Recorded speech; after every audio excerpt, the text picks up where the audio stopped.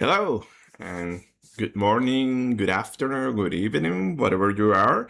So I received a question working with the cylinder case, the 2D cylinder case, how to convert the mesh to polyhedral cells. Okay, I don't want to talk about the cell type. That is more a matter of a religion, but probably you already know that I prefer polyhedral cells, but it's up to you to do the benchmarking and the test. So let's launch to explain you that. Something also that I want to point out, I did transition to the latest version of Salome, so you can go to the website, download it. So previously was working 9.15, now I will do it 9.16. I didn't do it before because I was checking something with Python scripting that the next videos I will talk about that, but it's fully compatible. So remember, you have it there. You will have also documentation, so pretty much the same, nothing changed.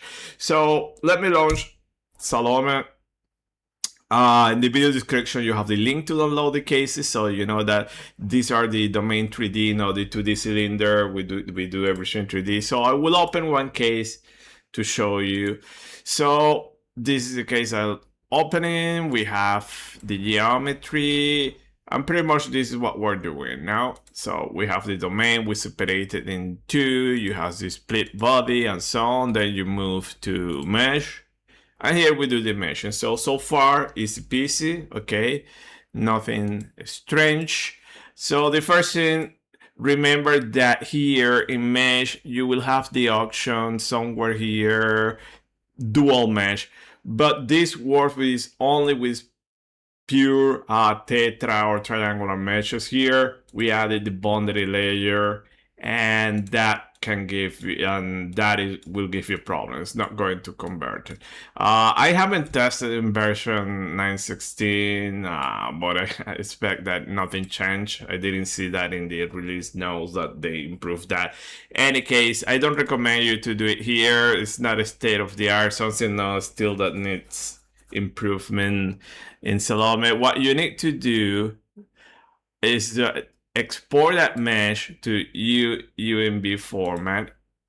So we have the Tetra mesh, we export it. By the way, remember when you export, erases, you have edges or vertices, that's going to give you problems in groups, now for boundary conditions. So you need to have faces and volumes.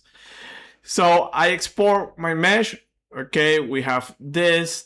So the way to do it is to convert it now directly in the software that you are going to use. So here, let's talk about, we're using OpenFOAM. OpenFOAM 14 for the time of this recording. And here you have the clean case, and here you have this script. And here you will have the steps. So ideas, UMB, so it will look for that file that we just save, and these are the steps. So polydual mesh, it will convert it. I want to point out now that when you convert it, it will make it 3D. Okay, so far we did the extrusion here, and it's kind of 2D, but when you do the conversion, it will add some cells in the direction normal to your screen. So here we'll do some splitting. So you will need to do another transformation inside OpenFOAM, in this case to do the 2D mesh. So that is done using extrude mesh. So you open here, you have the steps. So you know that you have a patch called back and then the other front, and you do your linear extrusion. Something similar like to what we did in Salome, when we created the extrusion here, and you say, okay, do the geometry is a unit span, and then the mesh, you just put one cell there. Something similar, but we do it now inside OpenFOAM. So as a stress, this is steps specific to OpenFOAM. After you do this, you can also convert it to Fluent. So you're using Fluent, or in Fluent also you have a command to do the conversion and so on. If you are using StarCCN, I guess I don't use it very often, but I guess you should have something similar, and whatever software that you have, if they support these polyhedral cells, it's very likely that you will have something to do this conversion. So let's say that erase the comment there, and let me go here, run mesh. Okay, so in my case, I need to load, and it's doing all the conversion. Check mesh, You will have here your cell count after the conversion, and that's it. You have all your patches exposed, and then let me go launch Paraphone to show you. Open here, rotate. Let me put this one here, and there you go. I don't want to see the inner. Okay, show me the back and front. There you go.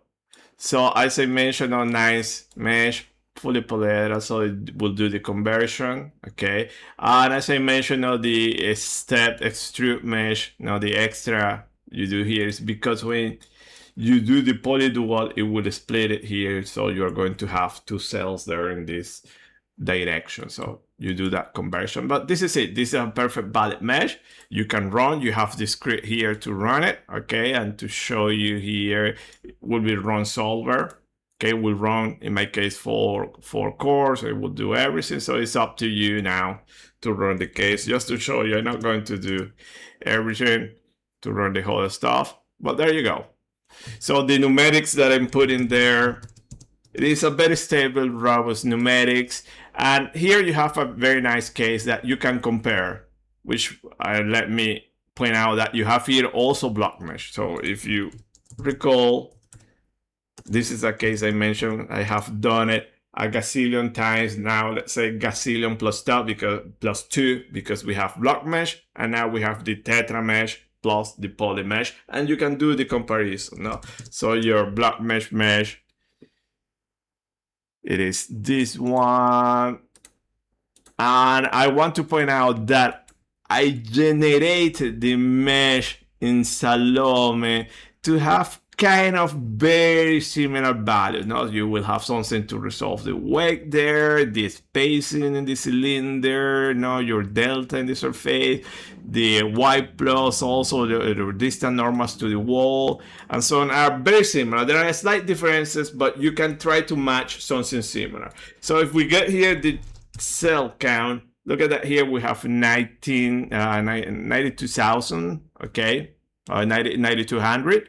Okay, with the poly mesh was 11, I think, 11,000, something very similar, and the Tetra is higher. So we match sims, and you can do your convergence study. Okay, as I mentioned, I'm not going to do it, but here in SolidLogs, I already run the case, and to show you a little bit now. So here I invite you, because this is very, very interesting. So I invite you, to run the case, change pneumatics, look at the influence of cell type, which solution is better, which one converges faster. And here, just to give you a spoiler, in my case, in my computer, for the setup that I have, the poly converge faster, okay?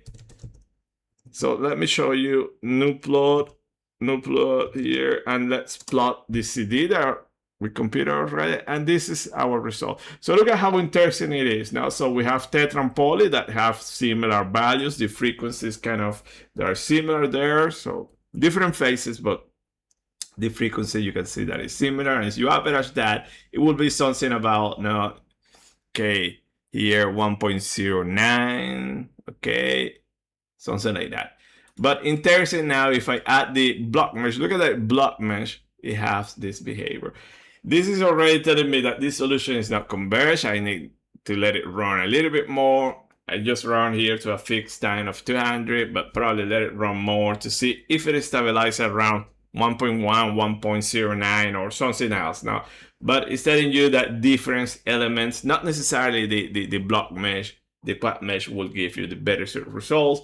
Also, I don't know if the Tetra or the poly are better results. So this is up to you to judge, okay? But pretty much, I think here the ideal thing to do is let run block mesh for a longer time, see where it's stabilized, and if all three cases stabilize around the same value, likely this converts much faster. But here you already can see that already 120 values very stable. Here it still is changing. Not necessarily this means that for the Tetra and poly also this value should be stable around this mean value. Probably if you let it run on time, you will have another subharmonic, who knows. Okay, well, I know there is no other sugar harmonics. I have done this case a gazillion plus two times, so nothing strange happening. And also we can look at CL. So in CL you have similar behavior, so your mean value is around 0, but then you have a minimum and maximum, or your variance there, standard deviation of the minimum and maximum.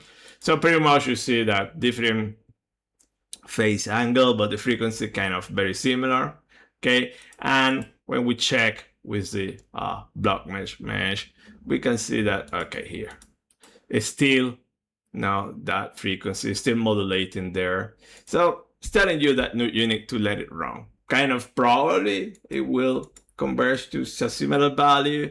If we compare the poly and tetra, it seems that the tetra also needs to converge a little bit more. You need to let it run a little bit more. Okay, still, since that amplitude minimum and maximums are changing, the poly pretty much stable. This not necessarily means that the poly is the best one. I don't know. This was just a test case. I just want to point out also that the CFL is rather large here. It's more than 10. I don't recall, but it's rather large. Okay, so it's up to you. Run this case and test what will be the for you your best cell type. Also, you have the steps how to convert the mesh to poly. So pretty much, yeah, I answered that question. So with this, I would like to close this video and then move to the next videos, always in this case. And now we're going to talk about the Python scripting and parameterization. So thanks for your attention and see you next time. Bye.